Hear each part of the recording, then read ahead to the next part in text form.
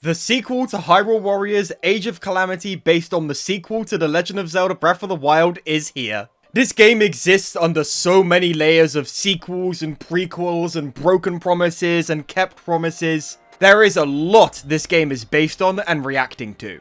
The most important of which, I think, is its predecessor, Age of Calamity. This game was advertised by Nintendo to be a prequel to Breath of the Wild, only for excited players to drop full price on the game, open it up, and find out it's some non-canon what-if scenario bullshit that they didn't pay for. So that was a fucking lie. Lots of people have since tried to justify this to themselves by saying, oh, you just don't like surprises. Or jumping to, well, it is the events of 100 years ago, just a completely different 100 years ago. That has nothing to do with the events that everyone associated with their marketing taglines. As if marketing your game like a damn monkey paw wish is something that's perfectly okay to do and not obviously evil. It's okay to acknowledge the bad business practices and still enjoy the game, by the way. Now, the reason for that little rant about Age of Calamity is that Age of Imprisonment is a response to a lot of that fan sentiment. Nintendo wanted to make sure that everybody knows in no uncertain terms, clear as day, that this game is going to be canon. No what-if scenarios. Guys, it's canon. Please trust us, it's canon this time. And to Nintendo's credit, they weren't lying this time. This is an actual canon prequel to the mainline Zelda games. And man, as compared to Age of Calamity, which I have mellowed out on a bit over the years, Age of Imprisonment is such an improvement. It's crazy, man. They can make such a good Hyrule Warriors game when they're not busy lying to their customers. Tears of the Kingdom and its ancient past story was very focused in on Zelda and her character arc, which was good for that narrative, but left some fans with less information than they would have liked to have about this past era, and also left a ton of room for potential expanded world building.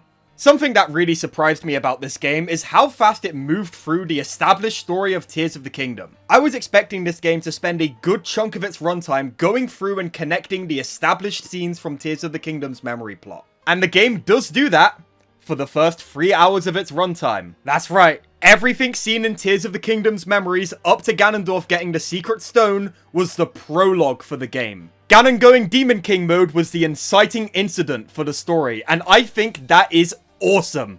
This was a story decision that genuinely subverted my expectations for what the game was going to be, in a way that was completely tasteful to the established lore and gave the storytellers a bunch of room to expand the world, in ways that were completely outside of the scope for the Tears of the Kingdom memories. But that's not the only major subversion to Tears of the Kingdom's plot. We got two. Just like Age of Calamity before it, the creatives have decided to throw a wrench into the established plotline by introducing a robot OC. And unlike Terrako, who is a pretty whack addition to the game, being yet another failed attempt at a mass marketable cute Dibby pet character, whose presence in the story completely derailed it, Mysterious Construct is genuinely awesome. His journey across Hyrule with Kalamo the Korok was genuinely the highlight of the story for me. The endpoint of the storyline does get pretty predictable for the most part once it gets going, but it doesn't make it any less impactful. Kalamo and the Mysterious Construct being forgotten by history but immortalized through the Korok Forest was such a beautiful and bittersweet moment for the game to go out on. In my opinion, one of the absolute highlights for storytelling in the Wild era. All enabled not by going off script in the pursuit of creativity, but by staying within the confines of the established lore. People often don't like to acknowledge this when it comes to creative writing in a franchise, but limitations, such as the established lore, breed creativity.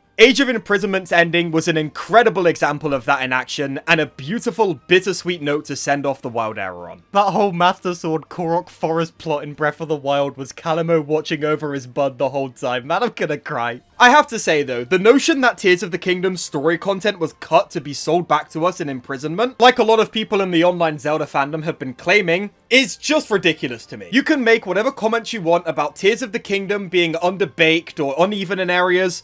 Lord knows I have, but the focus of the memory plotline in that game was very much Zelda's journey through the past. Her character arc as she comes to learn more about her history and grow into her role as a leader more. Seeing Raru's nobility and selflessness as an example to strive for. And for sure, there are moments in Age of Imprisonment that build on, acknowledge more things about, and flesh out this storyline a little deeper. But this prequel game does not have the laser focus on Zelda's character journey that Tears of the Kingdom's memories have. Instead, it has a far more broad focus on the world of ancient Hyrule as a whole, and showing us far more corners of the imprisoning war that weren't really relevant to Zelda's character arc in Tears of the Kingdom. It's a lot like Better Call Saul in that way. It's a great prequel that complements Breaking Bad wonderfully by expanding the world surrounding the central character. However, if you went and pasted in a plotline from Better Call Saul into Breaking Bad, it would still be good and well written, but it wouldn't really fit. It's completely outside of the scope of what Breaking Bad's trying to do with Walter's character. And I feel like comparing what's in Age of Imprisonment to Tears of the Kingdom is a very similar deal. So I really don't think it's fair to say that this is the story they cut from Tears of the Kingdom and sold back to us. I think they just made a good prequel. Link's name is known far and wide, back in my own time. God damn, you could have fooled me, Zelda. I played that game this year. No one knows who Link is. Now that we're over 5 minutes into this video and a good chunk of people have already clicked off of it,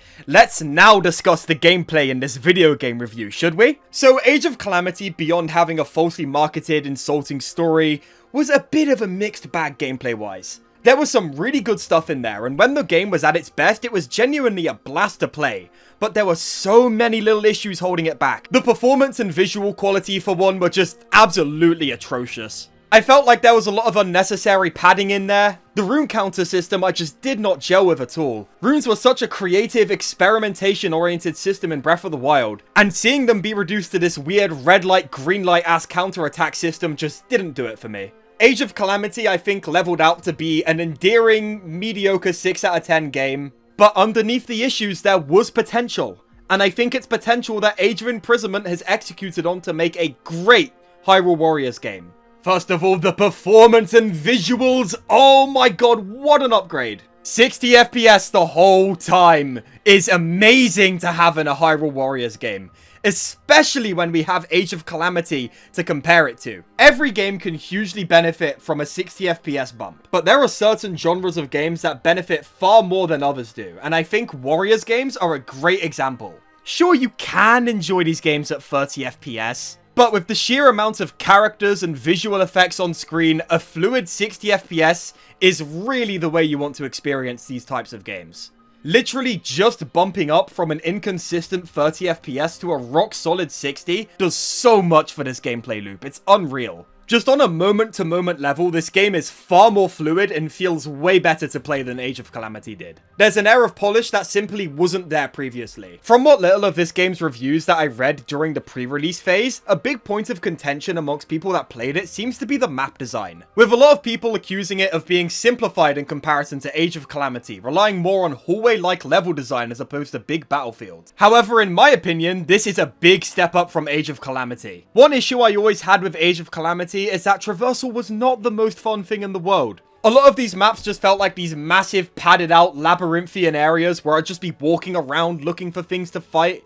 Combined with the tiny ass map on the side of the screen, I just don't think the big maps lended very well to that. A lot of the time I'd end up assuming I was going in the right direction based off my tiny map, realize I was walking into a dead-end wall, and then just decide to let one of my allies go and walk there for me. It wasn't great. And Age of Imprisonment still has a lot of those big battlefields that people did like in Age of Calamity, but the focus on more condensed linear level design is very appreciated to me personally. I think this gameplay loop lends extremely well to it. That rune counter system I didn't like is gone and has been replaced with strong attacks. 5 customizable buttons you can bind any amount of actions to, including strong attacks, zonai devices, fuse materials, that are useful in a much wider variety of combat situations. There's definitely some of that rigid ass red light, green light encounter design in there still, but it's far less egregious here. Although whilst I do really love the strong attack system, it does sadly segment us into a set of problems this game has. Gameplay issues carried over from Tears of the Kingdom. This atrocious horizontally scrolling materials menu is back with a vengeance. Nintendo, I don't know how to tell you guys this.